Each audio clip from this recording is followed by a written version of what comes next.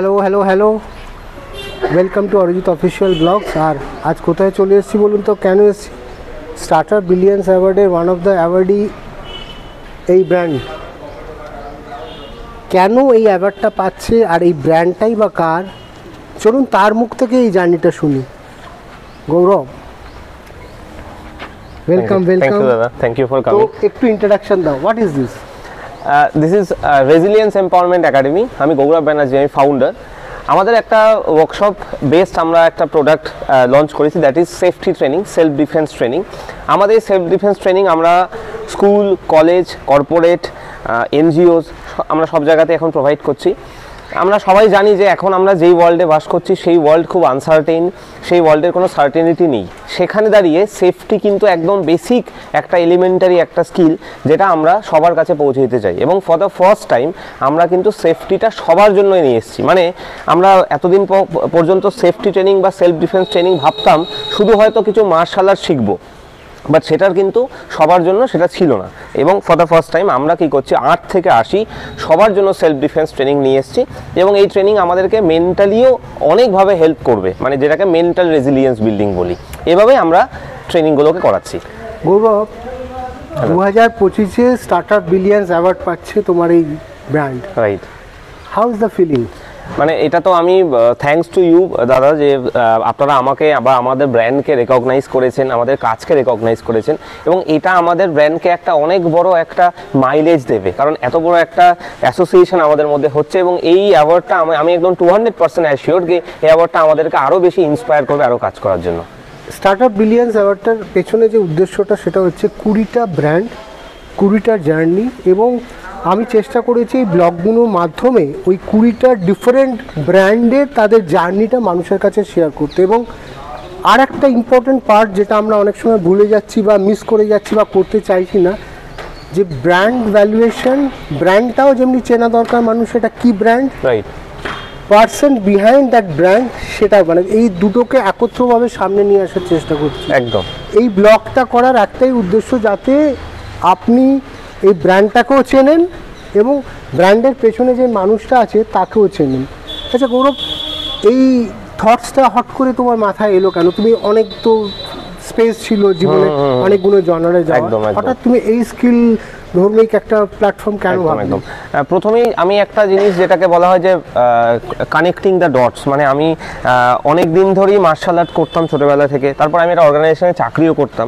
সেটা করতে করতে আমার মনে হয়েছে যে সোসাইটিতে স্কিল ডেভেলপমেন্ট বা সেফটি খুব দরকার। মানে আপনি জানেন হয়তো আমাদের এখন সেফটি কতটা দরকার, এই দরকারটা। এবং এই দরকারের অনুপাতে কাজ কিন্তু হচ্ছে না।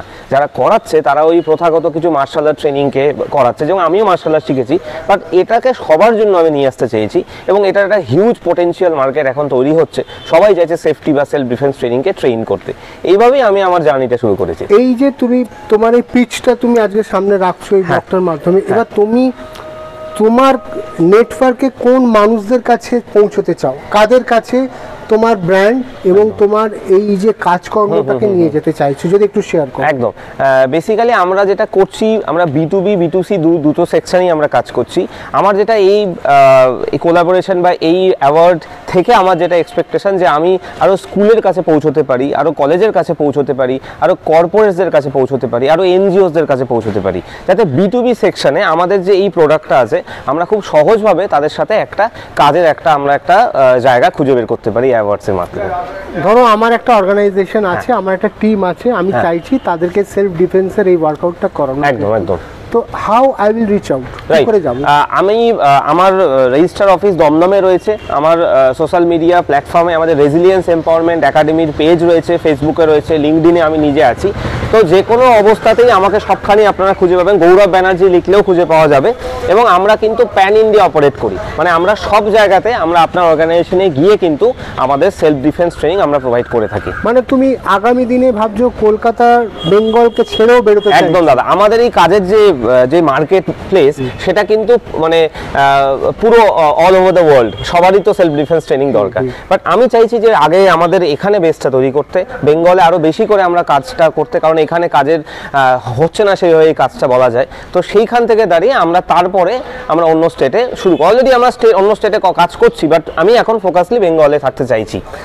তো ধরো এই যে ব্র্যান্ড, তার যে কাজ, মানে তোমার এখন টিম মেম্বার কতজন, তোমার সাথে কতজন মানুষ তোমাকে অ্যাসিস্ট করে? রাইট, আমার টিমে এখন মোটামুটি প্রায় 15 জনের মতো ইনস্ট্রাক্টর আছে, অল আর সার্টিফাইড ইনস্ট্রাক্টর, যারা আমার সাথে কাজ করছে। তাছাড়া আমার নিজেরও অপারেশন টিম আছে, যারা এই কাজটাকে আমাদের করতে সাহায্য করছে।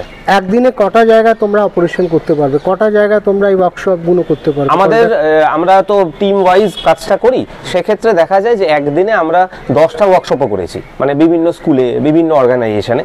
আমাদের যেভাবে রিকোয়ারমেন্ট আছে আমি সেভাবে ম্যান পাওয়ারকে সেখানে করি।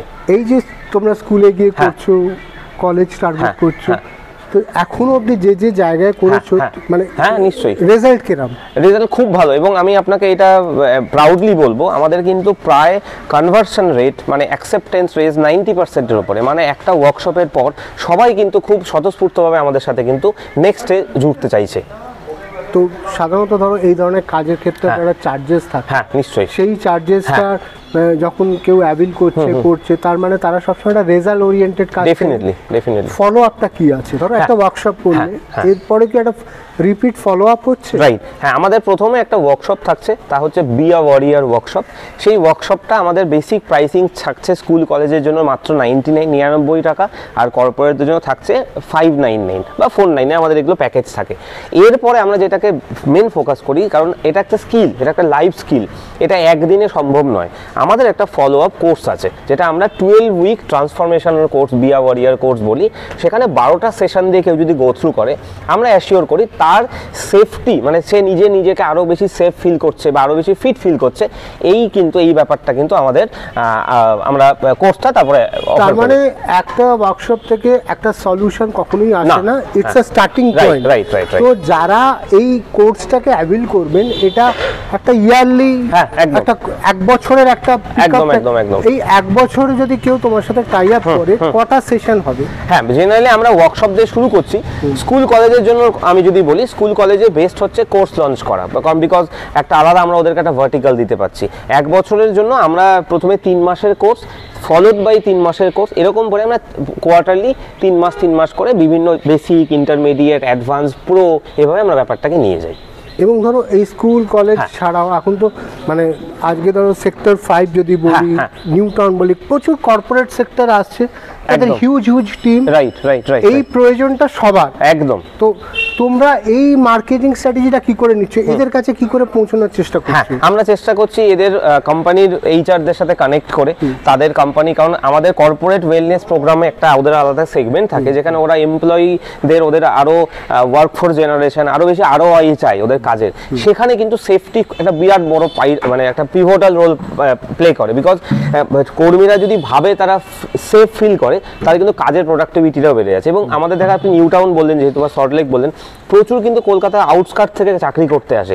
তাদের ডে টু ডে ট্রাভেলে প্রচুর মেয়েরা আমাদেরকে রিচ আউট করে বলে যে স্যার আমাদের অসুবিধা হচ্ছে, বা ওই ট্রেনে অসুবিধা হচ্ছে, বিভিন্ন আমরা সেফটি ইস্যু ফেস করছি। তাদের কিন্তু বিরাট একটা এই পার্টটা প্লে করে আমাদের be a warrior training program. তো এইটা খুব ইজিলি একটা জিনিস বোঝা গেল যে গৌরব তার ব্র্যান্ডটা এবং তার যে ফাংশনাল স্ট্রাকচারটা, সেটা কিন্তু ও একা ডেভেলপ করতে পারবে না, ওর একা করে ওঠার পক্ষে সম্ভব নয়।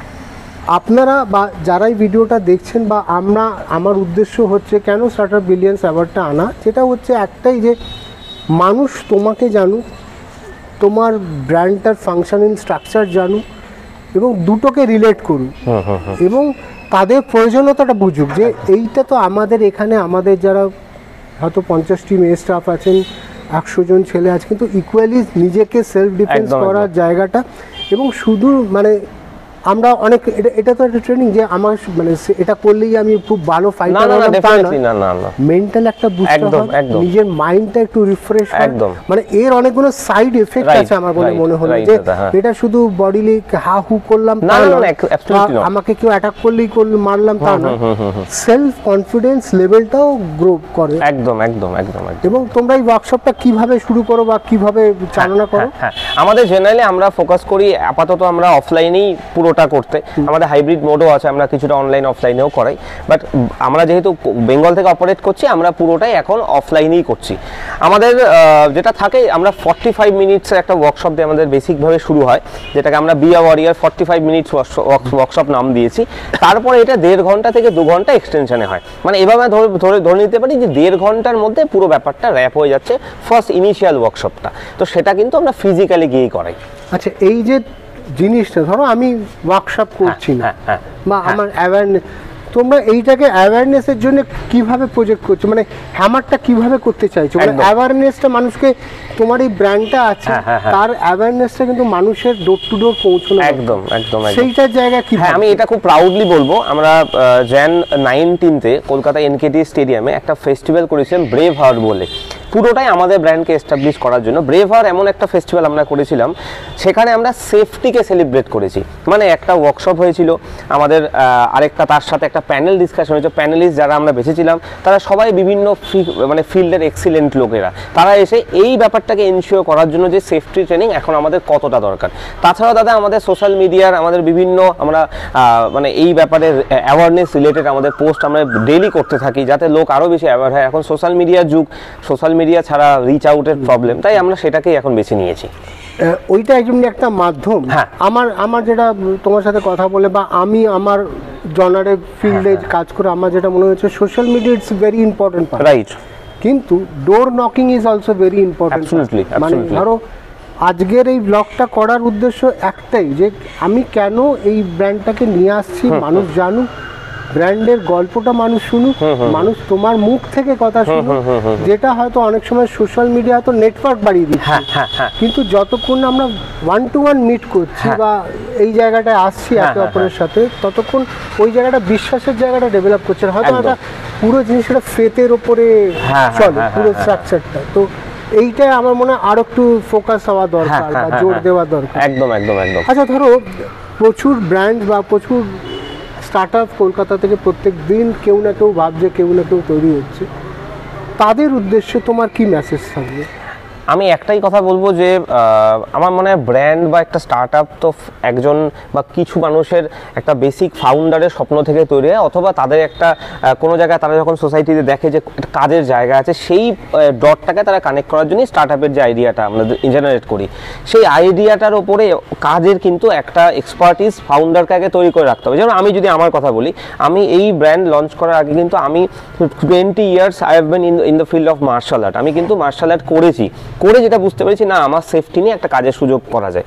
স্টার্ট আপ মানে যেই প্রোডাক্ট বা যেটাকে আমরা সার্ভিসটাকে আমরা জনগণের কাছে পৌঁছতে চাইছি, সেটার উপর কিন্তু একটা কিন্তু এক্সপার্টিস ফাউন্ডারদের করতে হবে, অথবা সেই ব্র্যান্ডকে এক্সপার্টিস করে তারপর কিন্তু কনফিডেন্স হয় মার্কেট, নাহলে কিন্তু ব্র্যান্ডের সাস্টেনেবিলিটি থাকে না দাদা। এবং মানে আমরা অনেক সময় আমি দেখেছি যে অনেক ব্র্যান্ড যারা আসছে তারা একটা ফান্ড জেনারেট করেছে, নিচ্ছে কোথাও থেকে, এবং জেনারেট করার পর সেই ফান্ডটা এস্টাবলিশমেন্ট রানিং কস্টেই বেরিয়ে যাচ্ছে। একদম একদম। তাদের মাথা থেকে এই নেই যে আমার ব্র্যান্ডটার marketing it's a very important part, মানুষের কাছে আমার ব্র্যান্ডটাকে নিয়ে পৌঁছতে হবে। ঠিক সেই চেষ্টাটার জন্যই স্টার্টআপ বিলিয়ন্স অ্যাওয়ার্ড। আমি আমার যে ছোট বলুন বড় বলুন, যে প্ল্যাটফর্মটাই আমি তৈরি করতে পেরেছি 2017 থেকে, আমি প্রত্যেকটা জিনিসকে আমার মন থেকে এফোর্ট দিই। কতটা সাকসেস হই আমি জানি না, কিন্তু আমি চেষ্টা করি 100% একটা এফোর্ট দিয়ে সেই সাকসেস স্টোরিটা ডেভেলপ করা।